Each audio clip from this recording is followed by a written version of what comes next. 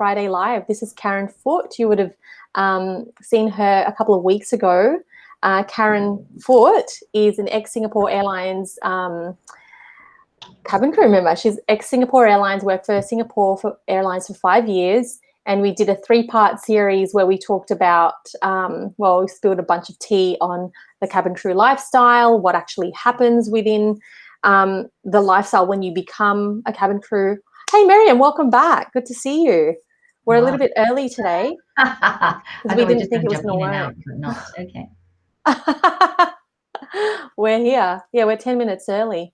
Hi, nice to meet you too. This is Betty Joy. Betty Joy has been here for a few years now. Oh, wow. Betty Joy is from Adelaide. Girl, how's your business going? So, yeah, Miriam, remember last week we were talking about, anxiety caused when you're at work, or like when you're in a job that you don't like. What do you do because it's causing you anxiety? And Karen, just to catch you up, last week we had a question from someone who she used to work in a company, a travel insurance company.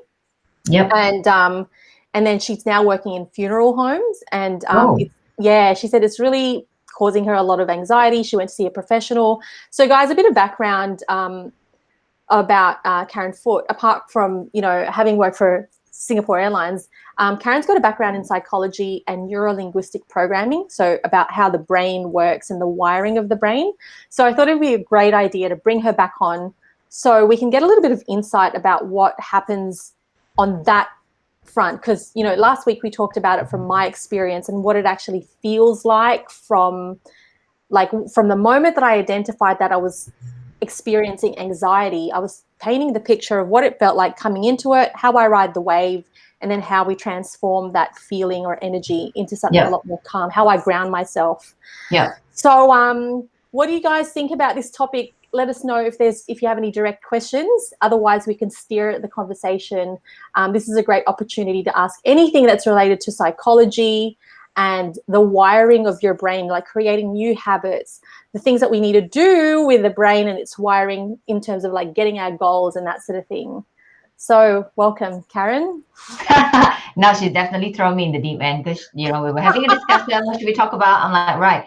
If you want me to go into the nitty gritty about exactly how the brain works, I'm going to have to go back and read up. Well, I have a question for you. So, have you ever experienced anxiety? Yes, absolutely. When I was flying with Singapore Airlines. Right. Okay. Yeah, the anxiety level is sky high because why? I anticipate the bullying when I go. Okay. Yeah. So of course, then there is fear. Anxiety is usually fear-based. You are afraid of something. And sometimes it is unconscious. You don't know what it is, but it is always not. Most of the time, it is fear-based because you are worried about somebody. Like in my case, I was worried about somebody bullying me, or they're testing my knowledge and I don't know it well enough, and I get into trouble. So there's a lot of worrying, a lot of fear. So I used to be very, very anxious before I go on a flight. Very anxious. And how were you able to define that feeling was actually anxiety rather than any other feeling? Sometimes anxiety can be crippling because I've spoken to someone before. Our body so basically we know our body has fight or flight response to stress and anxiety. Actually, there is a next level that is not often spoken about. Can't quite place what is the exact word, but people faint when they hit their threshold. Because first we'll fight if we can. If we're well enough to fight, we will fight back. And or if we cannot, we run away. So that's flight. Or if all else fails, your body will just shut down and say, you know what, I'm out. This is too much. I'll just pass out so we don't have to worry about it.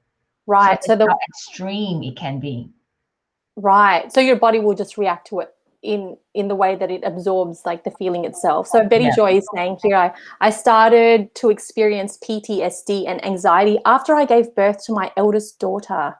Yeah. So this is it seems to happen a lot more. I think maybe it's not, I think we're more aware of it, but it's not often discussed, like when it starts, what triggers that anxiety. So are there any common triggers for this? Like, Because the first so Betty Joy, your experience is after you gave birth. So I know what you've gone through, because when I had my firstborn, I'm like, what the hell's going on? Suddenly everything is different, and you're not sleeping enough, and you don't know what to do, and there is no one way to fix it. Everybody, and you have all these advice and directions all coming at you, and you're overwhelmed because physically you're exhausted, mentally you're exhausted. And that's why postpartum depression is such a real thing. And we don't give it enough attention because people think that it's just you're tired. It's not. And also our body chemically, like our hormones are all over the place as well. I'm not a crier, but oh man, can I cry? Every little thing I cried. It's like, I don't know, like, what, I can't even give you an example. Yeah. It's just something stupid happened and I'm crying. I mean, I'm a mess, and I cannot pick myself up. And it's almost Just like no reason. You don't know why you're crying. You just feel emotional. So we're saying something like anxiety can be brought up when, situations are new to us, we're experiencing change, or we're anticipating something in the future, and our belief of the existence of that future is so real that we believe it, and so our body reacts in such a way that it feels like we're living in that reality. So I don't know a lot about I don't know about the words around NLP, neuro-linguistic programming, but I do understand some of the things that, I've applied some methods to myself to make myself understand situations differently, and rather than to allow the anxiety to take over. So there's two things that normally happen. Like when I had come into anxiety, there were two ways that I'd mainly deal with it or manage it. One was when I recognized that it was anxiety, then that in itself was like the confirmation that this situation that I'm worried about so much is not real yet, that I'm just worrying about it. So I would ground myself by looking at the things around me and saying, this is my phone, this is a glass of water, this is, like just looking at like what I could see and feel. And then the other one was the other coping or sort of management system that I had for it was understanding that I was in anxiety and to just ride the wave and just be like, this is how I feel. It feels very uncomfortable. And then I'll come out of it. And then it was after I came out of it that I would start to understand, what do I need to do with my thought patterns for me to recognize? I don't know. I don't know whether this helped me prevent more anxiety, because I definitely experience it a lot less compared to before. But it's more so, what am I trying to say? Understanding like what is the reality and what it is that I'm worrying about. Absolutely. Because it's usually it's our brain making up shit. It's just making up things. That's right. So one of the premise of NLP is that our brain don't know anything. We tell it. That's why the speech we use on ourselves is so important. Right. So we say it, our ears hear it, and then our brains interpret and accept it. Right. So if you don't mind me asking, how did you know that it was anxiety and nothing else? It just felt so different to feeling of anger or sadness. Oftentimes it was very illogical. Like I realized that a certain fear was very illogical. That's right. And then the more I learned about how the brain works, and when I understood that the way that we sort of function is when we start to the way we make things a lot easier to understand is by creating stories. And when we create a story, that can sort of allow us to believe a certain thing. And so when I thought to myself, okay, if my brain can tell me that this story like exists, then can I deconstruct that story and just pull them apart into separate parts and say, this is the fact, this is the fact, this is the fact, but they're not necessarily connected. The feeling of that was just different from everything else. It was heavier, it was more manic, it was more that's it. You're Yeah, panicking. You're like panicking, but almost you like a don't really panic. know why you're panicking. You have this, Totally illogical. something's happening, but you don't like what exactly is it. Yeah, yeah, very You're much so. right. You're Very right. much. And you are, the way of you managing it is so good because then you are stopping and being in the moment and you're asking yourself, now, this thing that I'm feeling, so you have chosen to lean in and so you lean in and you think, what is it? Where has this, where, um, how credible is this thing? Yes, that's exactly what happened. Hey, Koi. Hey, Bijal. Welcome. I started to question. That's right. That's exactly what I did. I started to question the validity of that whole situation because it wasn't just a feeling. It felt like it was a situation. Mm, And so when I started questioning the situation and understanding where it was rooting from, then I almost had to make the decision that I had to create new stories, or not even just create new stories. I literally had to deconstruct facts. I'm going to like sort of hop into a situation that happened. This stuck in my mind because this could have been a situation which was going to either end up in an argument with someone or total disappointment in the oh, situation. interesting. Yeah, I was on a holiday with a group of people, and the situation was like, I kind of just needed some time out. Like around that time, I was very busy with work and I needed a little bit of time out to do a little bit more of work, but everybody else wanted to go out and party Ah, a little bit, right? Anyway, so I delayed my participation in the party. Eventually I went in, and after this, like sort of like sunset drinks, we were going to have dinner. But I joined them. Sunset drinks went on for longer than it was. By the time we got to the restaurant, like they were like last orders, everything was served in a box. And by this oh, time, I was already feeling like, do I really need to be here? I don't want to be here. When you start getting these small feelings, I don't want to be here. Do I really need that's to be right. here? And you start to feel like burdened. And then we got there, and then the food was like not ideal, and the way that just all of Mm. these things, right? Yeah, all the confirmation that you don't feel like coming and you made yourself come and Yeah. now see what happened. And then exactly. And then Yeah. anyway, I didn't do anything that evening. I just was in the moment. I was consistently in my mind going, just be in the moment. You chose to be here, just be in the moment. But the reality was when I left the situation and the following morning, I could feel a sense of blame. Like I wanted to blame someone Yep. for me not having an amazing night, for me having a shitty meal, for me having this. And then I was like, that this blame is like, you got to question it. I didn't know anything about the blame, but I just said to myself, you got to question it. Like, what's the foundation of this? And I was like, if you pull apart some of the things that happened, then try to understand the situation again. I was like, you chose to go to dinner. You chose to go there. You did this, and the meal came out and it was like of this quality. And I was like, does that have anything to do with any of the parts, the moving parts? And I was like, no, these are all just parts. And who did you want to blame? Like, well, it's no one's blame, because moving forward, if I just don't want to go somewhere, I just don't have to go. That's right. That's right. But yeah, But it was, there is something very vital about this whole thing, mm-hmm, that although what you're trying to do is you're trying not to seek an explanation extra, you don't want to project how you mm-hmm, feel and say it's your fault. yeah, However, there is peer pressure in play.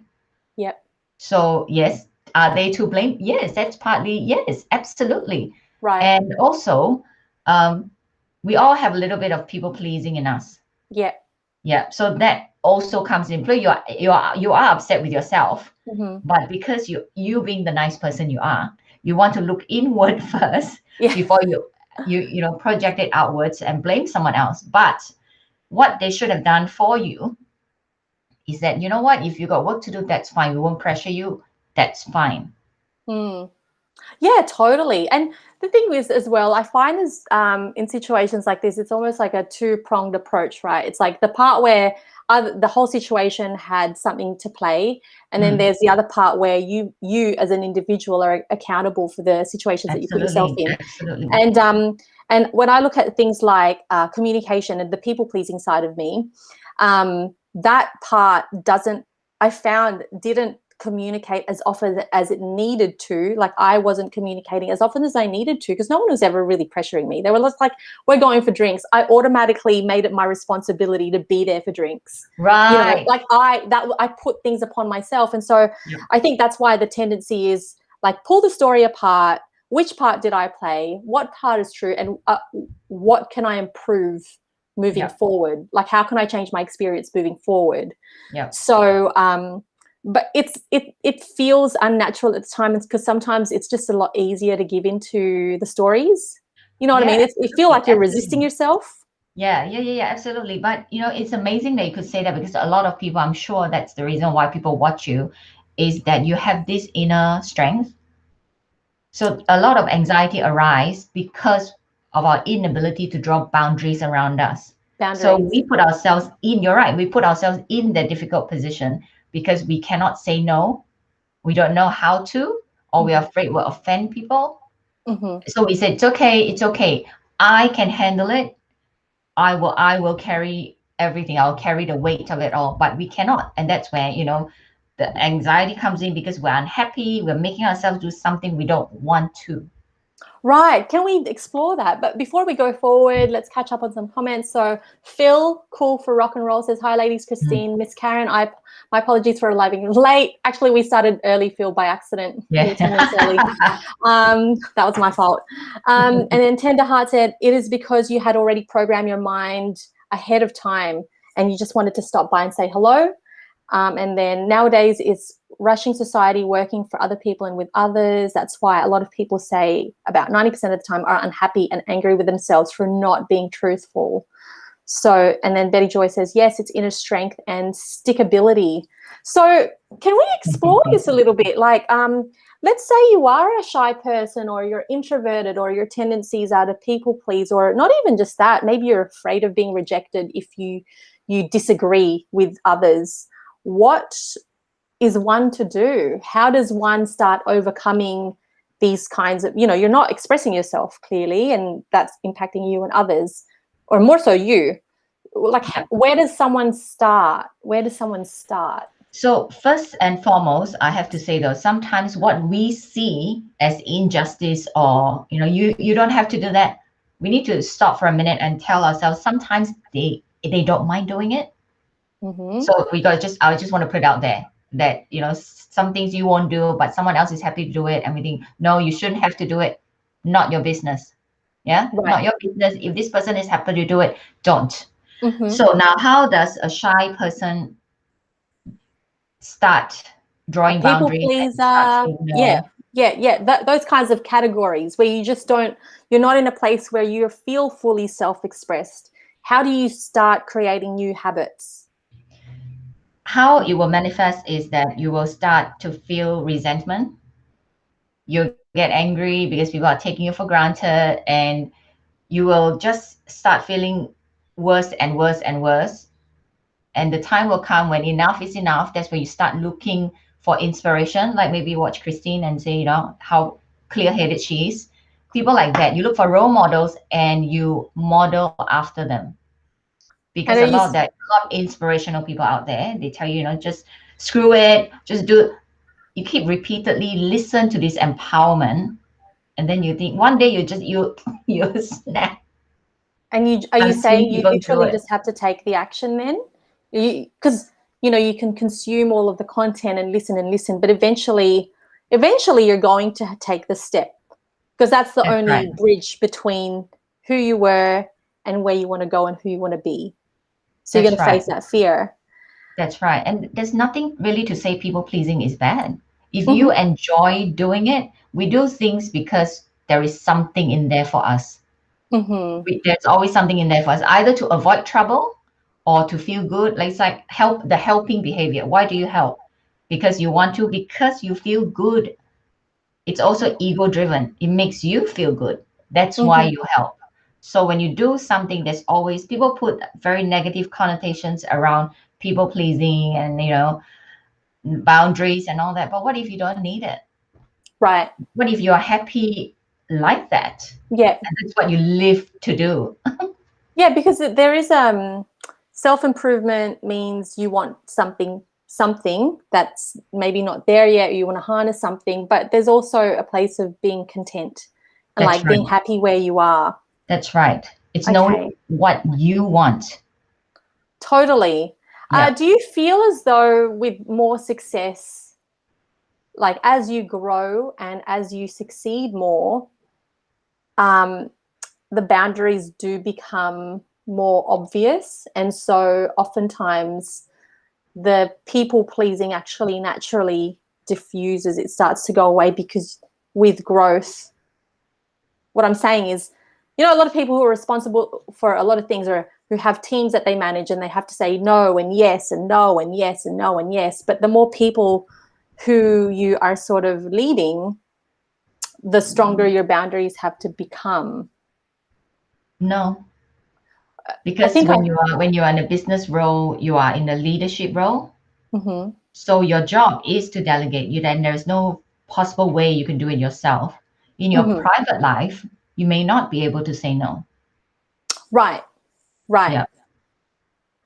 I want to put some context to this situation. Let's just catch up here. So, but you should not have to feel guilty by saying no. I Oh, totally, absolutely not. totally agree with you. Hmm. Um, Once I had my first child, I had some anxiety afterwards. I got therapy and she taught me to create boundaries and say no. So in my 30s, I started caring about more of what I needed in my life. That's right. So Well it was, done. yeah, it was really being in the situation, isn't it? It's almost like being in a state of need. Yes, that's right. You are so uncomfortable that you cannot be in that position anymore. You know that it is your survival kicks in. You Mm-hmm. know you have to do something because that's it. You Is it cannot right? live like that anymore. What's the quantity of people, right? So, you know, like that's why we say we grow, because we get to a certain stage where it's just so painful that you must change. Um, is there a way that you don't have to get to that pain threshold and actually just not make that whole situation that dramatic? Like prevent it rather than, because I have always learned the hard way. I always wait till the pain and it's just unbearable and I can't be that certain way anymore. Yeah. And that's when I start. Things have started to change as I've gotten older and as I've seen the benefits of, And how so though? doing the work. How Sorry. so that he's gotten older? Look at your viewer. Now in my 30s, have Yeah. I, then Yeah. because when you are young, in your teens, in your 20s, you're still building yourself. You're still trying to find yourself, what you like, what you don't like, and a lot of external influence plays a part. But once you Right. get older and older, and then the mortality kicks in, this impermanence of life kicks in, you're thinking, you know what?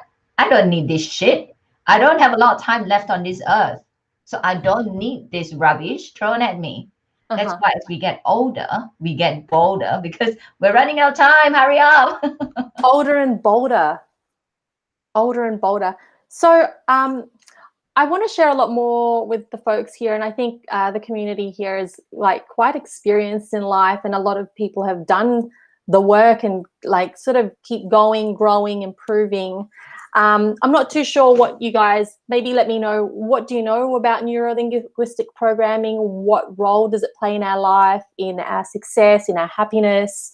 Let me know on a scale of 1 to 10, do you know much about it? 10 being, yep, I know heaps about it. I'm in the space. And 0 being, I've never heard about it before. Let me know. Because Karen, what got you into neuro-linguistic programming? That's a lot of syllables Oh, for it a is. It couple of is. words. I just wanted to improve my skill set in psychology. In psycho. And what's the difference? I mean, what's the difference, or what's the connection of NLP to psychology? Oh, wow. We're going there. So let's go there. So psychology, people think that, oh, when I say I'm a psychologist, people say, oh my God, you're reading my mind. No, we don't read minds. Psychology is the study of, actually a lot of psychologists, we write tests, psychometric tests to test you, what kind of personality you are, what is your behavior. We study behavior. Mhm. We don't read minds. So in psychology, we don't learn a lot of soft skills either. Right. So we learn how to write reports, we learn how to write tests. So I looked into NLP because I like how changing your phrasing affects how your brain thinks. Right. So we're saying like NLP is it like more proactive in being in that Yes, creation of a belief system, that's whereas right. psychology is more reading into the existing belief system and then going back into how Mhm. that became? I love it. And that's exactly True. how it's so clever. Not just a pretty face, my friend. No, I'm very interested because a lot of people say, oh, I've got I know someone who's got a background in psychology, and their impression is like this person can read people. And I guess to some degree you can read and kind of make assumptions as to what they are and what their background was like and how they ended up being like that. But it doesn't necessarily mean that you know where they're going in life without That's action. I right. don't know. I think, is that right? Okay. So Yes, that's right. That's exactly right. You can do a projection, like this can happen, but so many things come in play. History, personality, and experiences. So many things come into play, so you cannot say for sure. But what I right. like about NLP is the positive projection. You're Mm-hmm. projecting your future in the present tense. I see. So NLP is like for moving forward, and psychology is for understanding the background Yes, you could and put it putting them that way. together. Got it. Yes. So Yeah. Tembi, welcome Tembi. This is Tembi is here. Ooh, eight. Eight I out like of it. 10. I tell you what, the folks here, they know their stuff. Yeah. The Shape of Water. What is that? Is that a book? It's a movie. It's a movie. Yeah. Okay. So Right? Am I right? Is that the movie? I love that movie. So beautiful. is it? I'm gonna check it out.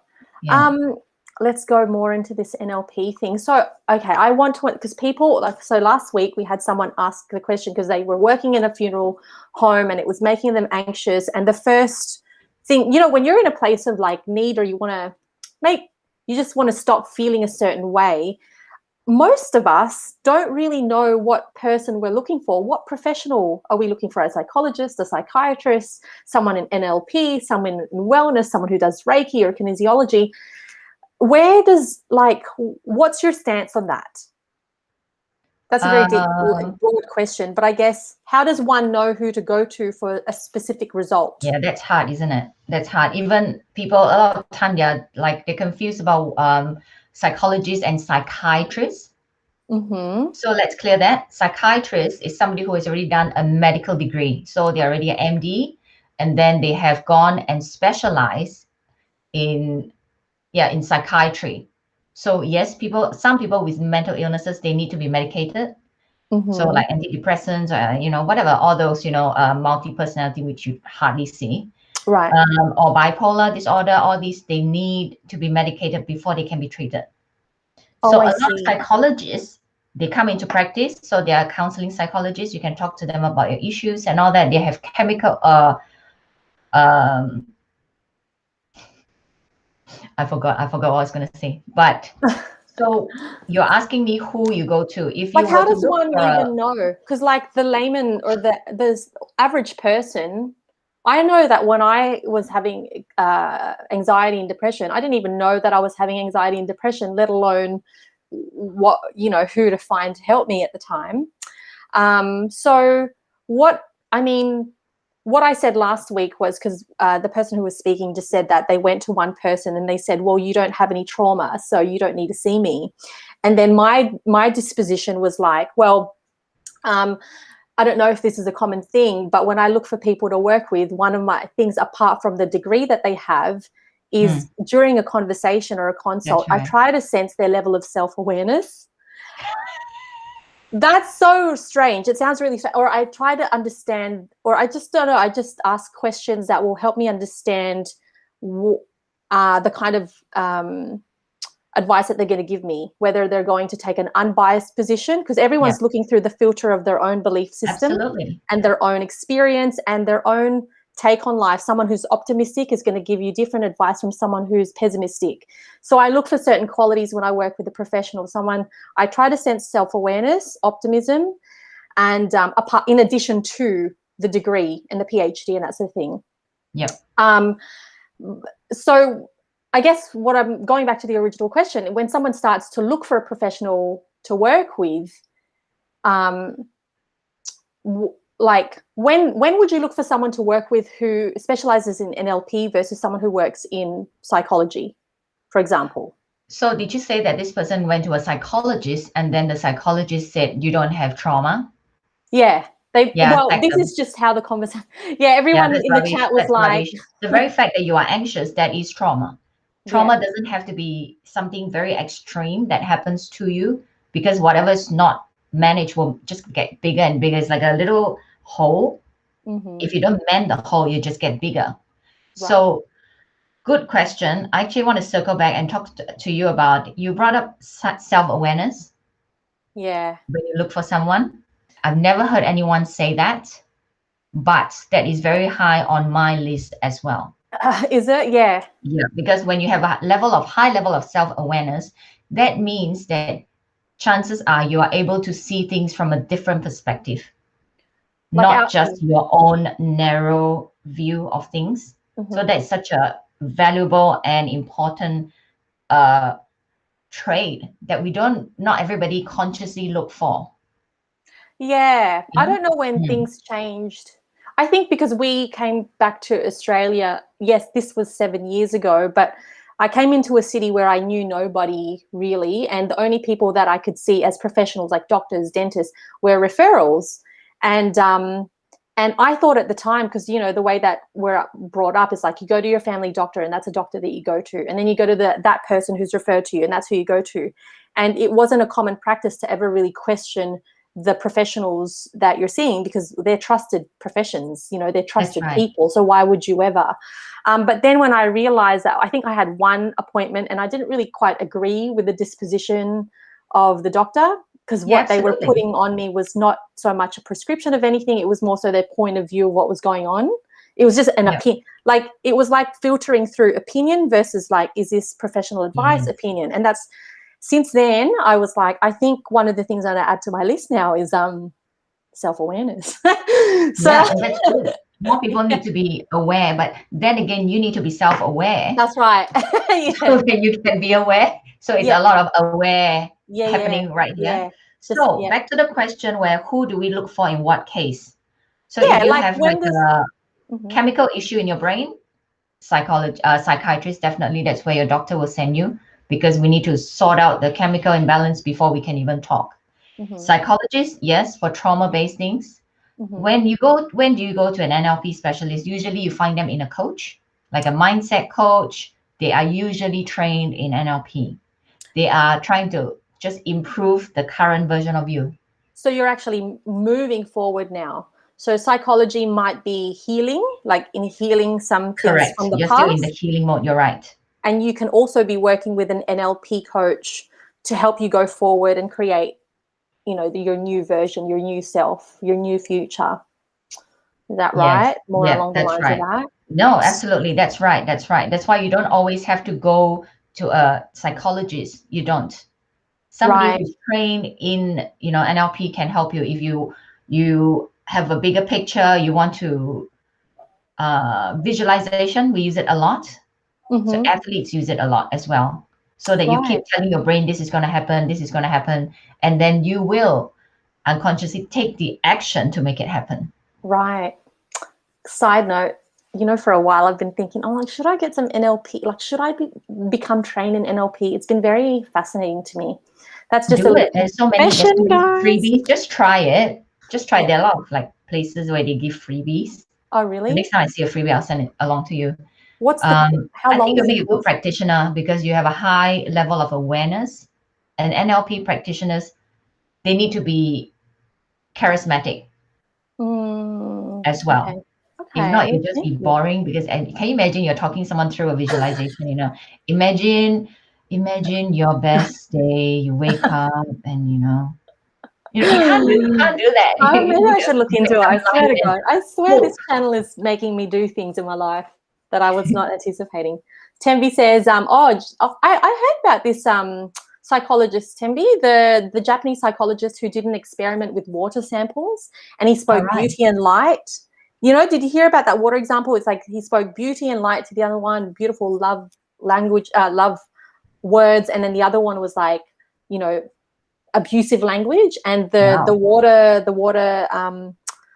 something in the water changed, like the particles, like they look different when you look at them in the Really? microscope. How Yeah, fascinating. yeah, yeah.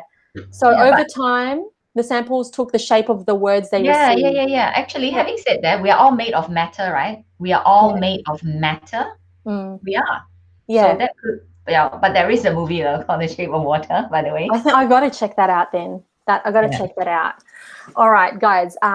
Anybody have any questions, or is anyone like, this is almost like an NLP set? Anyone have any questions for Karen in terms of like moving forward? I know Betty, Joy, you are currently building a business.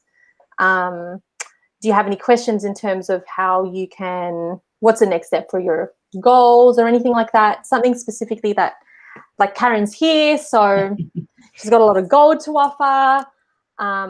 Phil says, So sometimes funny. people have to take accountability for their actions and learn to think outside the box to remove themselves out of the rut. That's why we have YouTube for informative videos like these. And that's yours, by the Thanks. way. PTSD. Tenderheart mentioned PTSD. Mhm. That's, yeah, where do we begin? Yeah, that is PTSD. post-traumatic stress disorder. So that in itself, sometimes there's different grades of it, and it depends Right. on the trauma you've gone through. And usually, it will have another comorbid symptom that go with it. So that actually is definitely a psychologist's job. Really? Okay. So when you say there can be like another thing connected to it, what, Yeah, can you give us usually an example? depression. Usually depression. Right. Yeah, So if you have PTSD, you likely or may also experience correct, depression. correct, So, correct. I mean, in the process of treating that, so you mentioned psychology. Would we say that as you treat your PTSD, then you're also, then what comes after is you treat the depression?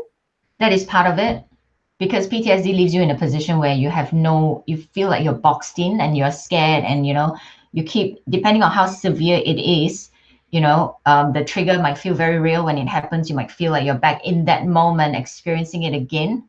Mm, So that is the extreme part of PTSD. The mild ones could be, when, like me, mm, when a baby cries for a long time, mm-hmm, I will have the, oh my God, oh my God, oh my God. Because my son, when he was younger, when he was a baby, he had colic.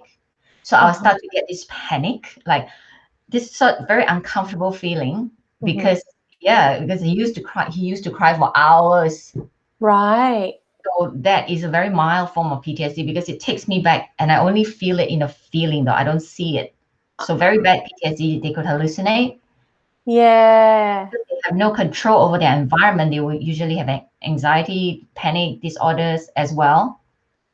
They're usually medicated. Right. Can I tell you And something? at I don't first, think I ever for him to told talk you. through and work out the trauma, what Mm, is real, what is not, how can you overcome it, how do you reframe it? So one of the big things you would love about NLP is there's a lot of reframing work.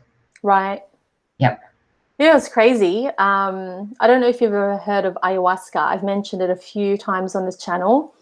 It's where you drink a tea, you have a shaman. It's a very spiritual. They say it's spiritual. It's a deep thing, like alternative healing therapies, things like that. I don't know how to explain it as well as all the other articles on the internet. But right as I was finishing flight attending, one of our last missions was to go to Peru, personal Mm. mission, do ayahuasca. Anyway, at the time, I didn't, you have to answer a questionnaire because it's quite full on. It's quite full on. Like, people go through it for healing, for purging, for all of that. It was through this experience that, like, it's not a hallucinogenic, but you get visions. You're conscious. You're conscious. You're No, actually conscious, but you're out of mildly control. hallucinating. Mildly. Again? Are you mild? No, Do you were out. No, I'll tell you the experience of what happened. It was so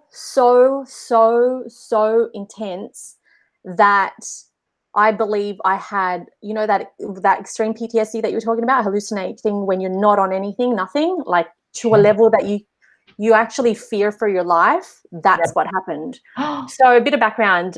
We went and did this, and I didn't. So ending my time with Emirates, I did not know that I had anxiety nor depression. All I knew was that I was very irritable. I was wanting to fight with my partner all the time. It was just not a good place. It was not a good place. And I truly felt the only words that I had at the time to describe it was that I didn't want to be in my body anymore. And I thought I was totally broken. I thought I was fucked. Like I would just cry, and I'd tell my partner, I don't know what's happening with me. I'm sitting on the couch. I don't know what's happening to me. I don't want to be here. I don't want to be in my body. It was horrible. Anyway, when you do ayahuasca, you have to answer a questionnaire because it's intense. Like, and one of the things is it asks you, have you had anxiety or depression? Because if you have, the answer is like, do not even go there. Do not go to Peru. Don't do it. Of course, I didn't know that I was having any of that. So I went along and I was so scared. I was so scared already. So it's like this thing they talk about with mushrooms, like, or anything that you take. Like, I've not really done these things recreationally. I've never tried it. Yeah, but I went and I experimented. Like, I tried and I'm like, no, that's not for me. And then I tried that and no, that's not for me. The long story short, none of it was for me. Like, none of this is for me. But I was already in my late 20s around this time. So, you know, when I quit Emirates, I was like turning 30 already. So anyway, so I went and did this. The first night, it was like, it was gentle, but it was intense. It was already intense. I was already like, what happens is you drink the tea, you have the shaman, and you have the host. And it was like this organization that we went to, it's like a known, like they take care of people. They have good reputation. But anyway, oh my God, long story short, the first one I had sort of not premonitions, but one of the messages that came through was like, you're going to do this one more time and it's going to be so intense. And that's the last time that you're going to do it. And it's going to change your life. Anyway, my big mouth the next day told the shaman that I had this vision about doing it again. Oh my God. And even that day, so what happened here is day one, and then you take a break, and then day two, then you do it, and then you basically do it for 5 days. And I told the shaman on the second day when I was like having a panic attack and just like in this, I feel like I never actually came out of it. And I said, I'm going to do one more session. It's going to be more intense. So anyway, the next day that I actually did it, so I've got something in my eye. The next day that I did it, the tea was a lot more potent, like they reduced it so naturally. And then some crazy shit went down from 7 p.m. till about 10 a.m. the next day.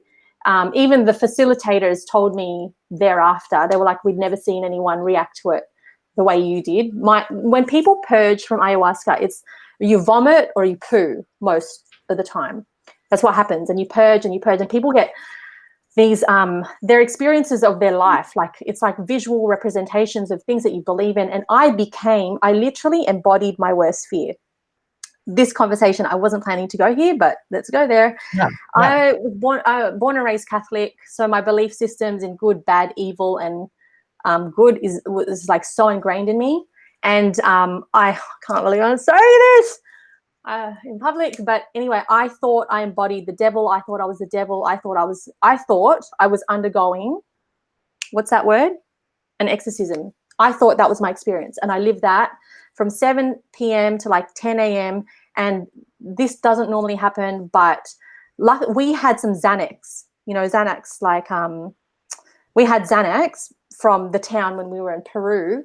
And the only way that they got me to calm down, so I was with Billy, and Billy said to me, we've got to give her a Xanax, because I was psychotic.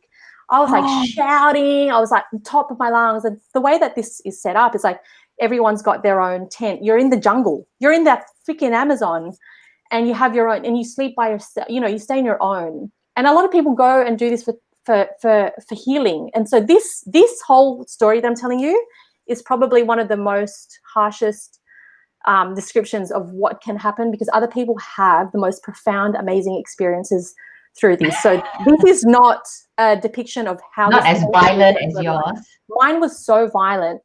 Long story short, I keep saying long story short, but what happened after that was I don't think I ever really came out of it, because what they say is you come out of it and then you take away the lessons and you carry on with your life. Well, I never really came out of it. Like, I went on Xanax, and then the following nights thereafter, it was this strong sense that I was going to become overtaken by my visions and embody the devil again. And I couldn't look in the mirror. I didn't want. It was like I was in a panic attack for like 48 hours, and I was like suppressing it and then writing it and then suppressing it and then writing it, and then came back to Australia, went back to Dubai. I was just in big trouble, like internally, came back to Australia, huge trouble. It was still there within me, even in our house, as we were like jackhammering, because we were like renovating the house, jackhammering the tiles. I feared that I would take that jackhammer and be like, I can't stand this PTSD, and I can't stand this mental state. You should just drive that jackhammer into your body and it's over. I had those thoughts. And I don't know what changed. There was a fine line between understanding that this wasn't real, like that I was living in reaction. And when I started to understand I'm in reaction, that's when I was like, I could be like, okay, I can sense a panic attack coming up. And I would just like breathe through it like this is reality. And that's when I started to understand grounding exercises, because I didn't want to see, you know what, at this time I didn't want to see a professional because I didn't trust anyone. I didn't want to be on anyone's medication. I didn't want to take anything by mouth. I didn't want to listen to what anyone had to say to me. I just went triggered, my friend, definitely triggered. Yeah, so that was my experience with PTSD. About 12 months I didn't sleep in the dark. So even my partner, like, we had to sleep with the lights on in one of the rooms, and it was so horrible. And then, I don't know, like small things started happening. It was more decisions. The difference around then was like I started making decisions to be like, this is true, this is not true. Okay, work with that for about 12 months. Okay, like, okay, now you got a goal. Okay, you've got these limiting beliefs. Work with that for about 24 months. And so I think what people see now, like 7 years on, is literal, all this therapy that I told you that I did stemmed from that. That was like the instigator.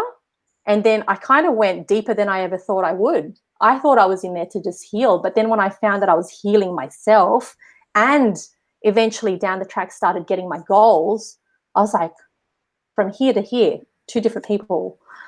And I think that's how all of this has evolved. And that's why I became so fascinated with how the brain works. And I really empathize with people who feel a certain way, experience a certain thing, go through PTSD, go through like anxiety and depression, because I went there like so deep. And I kind of feel like I did it on my own. But I didn't, because I had my resources and, Well, but you still had to make the choice to make it happen. Yes? Yeah. It was all decisions. It was like certain points of decisions. And I got introduced to NLP. You have to choose though, because when someone is depressed, they will not go there. Yeah. They feel that they don't have a choice. They do. Yeah. Can you speak to that for us? Like, in terms of, from your perspective, like, how can you instigate a decision when you don't feel like you have one? You have to come to a moment. This is like a come to God moment, right? When you realize. So again, this is something I did not anticipate to share, but you know what? In light of you sharing yourself, let's just go. Let's go. Yeah. So how did I naturally, most of us would have experienced depression of some sort. Sometimes you get over it. Sometimes depression is something you have and then you manage. You learn to manage it. You manage your triggers, like what will upset you that will throw you down the deep end again, right? So that's how depression works. So I had depression, severe depression. And I actually flatlined a few times because I tried to OD myself. Really? Yeah. And then I was in that state. I was drinking, I was ODing, I was doing whatever in my younger years because I was unhappy, but I didn't know what to do. This was before, like when you were younger, or sort of like after flying? No, not now. When I was younger. When I was younger. That was after flying? Funny enough, though, because it was after I left the airlines. After you left the airlines? Because the airline world is so unreal. Yeah. And you feel that everything is, it's all nice. And then when you're out of it, you're like, shit, this is reality. And you're like, oh my God. So depression begins usually because you feel there is no hope and there is no choice. So I'm just better off dead. But my very first time I tried to kill myself was when my mom passed away. So life was just overwhelming because I had to take care of my dad, who is a gambler and all that shit. Anyway, long story short, I had a moment one day, again, I was off my face. I went into the male toilet, and then I found myself in there. I'm like, what the hell am I doing here? And then I suddenly just thought back, and I thought, you know what? I tried to kill myself so many times, but I just cannot go. Not from lack of trying. I mean, if I really wanted, I got scared, right? If I really wanted to go, we have a lot of tall buildings in Singapore. I could have jumped down, but I was too scared. I wanted to do it the easier way, which is the OD, right? So I learned something that this life, I don't have a choice. It's not my time yet. So no matter what I do, I'm not going to go. So what am I going to do with my life from this point onwards? So that's why my mantra is, you're not here for a long time. You might as well have a good time. And you do things that makes you happy. Yeah. You can't take it. It's not, people think that they have a choice that I can kill myself. I'm telling you, no, if the time is not right, you won't go. I've woken up with a tube down my throat how many times? Wow. So that's how you can get out of it. You know that you have a choice. Although in that moment you don't feel like you have, you do.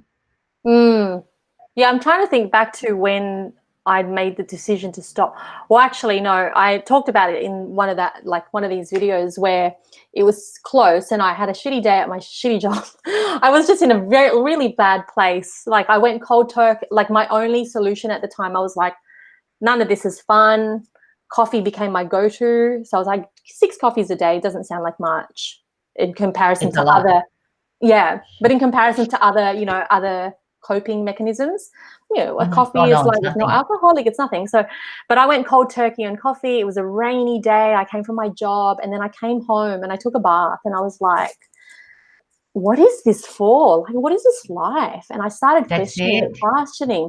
And then I was in the bath for so long that the water already kind of became cold, And then I said to myself, what if I just like went under the water and like didn't come out? Like, what would happen? And then that's the point of change was literally, I thought about my mum.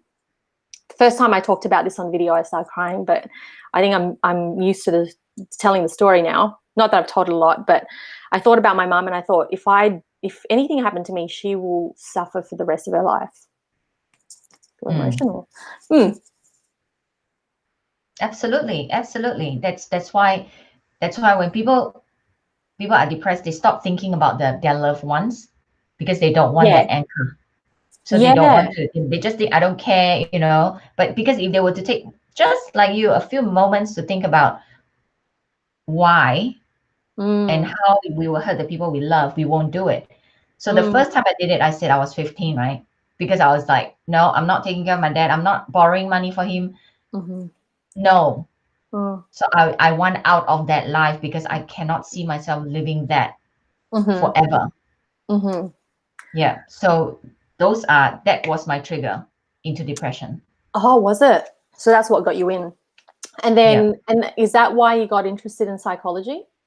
Yes, we study to understand ourselves. So that's a joke we make in the circle. A lot of psychologists study psychology because it's an attempt to understand ourselves. Yeah, right. Apparently, the father of psychology, actually, that's where he came from. Have you heard of that story? I don't know. There's a book, maybe it's not Freud that it's definitely not Freud that he talks about, but he said the guy who discovered psychology or something that to do with the brain, he was born into a family that was really, all of his siblings were really successful, and he came out with disability. He was a slow learner, all the things, it came to him, and he became so depressed that he almost tried to neck himself, Yeah. And then he just said something to himself. He goes, I'm going to give it one more year, and then if things don't change, I'll do it. And then, but then in that year, that's when he started. I think in that year he decided that everything that happened to him was he's accountable for it, like his fault type thing. That's it. And so from the moment that he kind of discovered that, he got understanding the workings of the brain. And and I thought, well, how funny is it that the person who discovered all of these things about the brain actually came from the same place that a lot of people who have a deeper understanding of how this all works, because you live through it. That's right. And the fact is this, right? Not that I'm trying to bring this to the downer or whatever. This is a Yes, fact. same. The fact is this: the day we're born, we're waiting to die. It's a fact, though. So if we don't, so what are you going to do about it? Choose you, choose to be happy. That's why I'm such a big advocate for it. Do things that makes you happy, not at the expense of people. Other people, don't be like a narcissist and you just take whatever you want.